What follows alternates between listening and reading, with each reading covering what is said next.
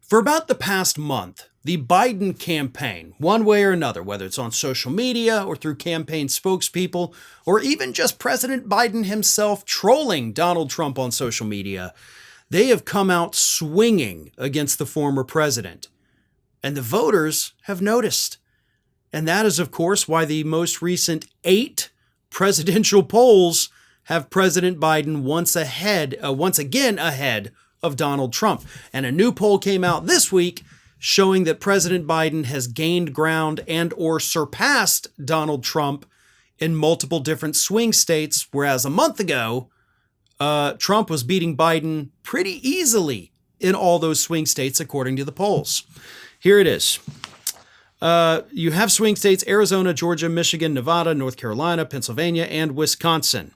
But those were all the swing states where Donald Trump was beating President Biden in February. In March, not so much. Donald Trump only leads in Arizona, Georgia, Nevada, and North Carolina. And to be honest, I think calling Georgia a swing state is a big stretch. So I'm not even going to include that one. But Arizona, Nevada, North Carolina. Meanwhile, Biden has drawn even with Trump in Michigan and Pennsylvania, and he's pulled ahead of Donald Trump in Wisconsin. Trump was up by 6 points in Pennsylvania, 4 in Wisconsin, and 2 in Michigan just a month ago. And now Biden is either tied with or beating him in those states. And I do not think that it is a coincidence that this surge in Biden's polls coincides with him talking more tough and directly calling out Donald Trump. And granted, what I'm about to read to you happened after these polls were conducted. His campaign is not letting up. Here is what campaign spokesperson James Singer said this week about Donald Trump following, the news on Monday. He said, Donald Trump is weak and desperate, both as a man and a candidate for president. He spent the weekend golfing, the morning comparing himself to Jesus, and the afternoon lying about having money he definitely doesn't have. His campaign can't raise money. He's uninterested in campaigning outside his country club, and every time he opens his mouth, he pushes moderate and suburban voters away with his dangerous agenda. America deserves better than a feeble, confused, and tired Donald Trump. That is a powerful statement. And of course, we had President Biden on Monday mock Donald Trump for allegedly winning trophies at his own golf course. Like, you're in charge of who gets the trophies and you gave them to yourself. Cool. That sounds totally legit.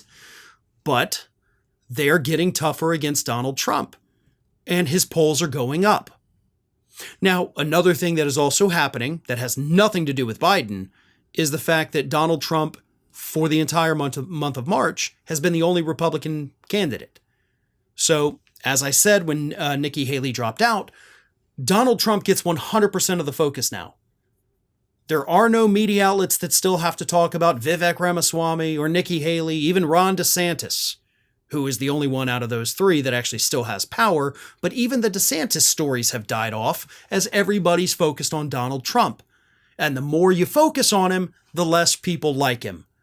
So his polls are going down. Biden is once again showing, hey, he's got a little bit of fight left in him. Yeah, he's old, but he can still go toe-to-toe with the best of them, right? If he can keep this up, if Biden can keep this up, if his campaign stays quick-witted and clever, then yeah, I think he can maintain this momentum and build on it heading into this election.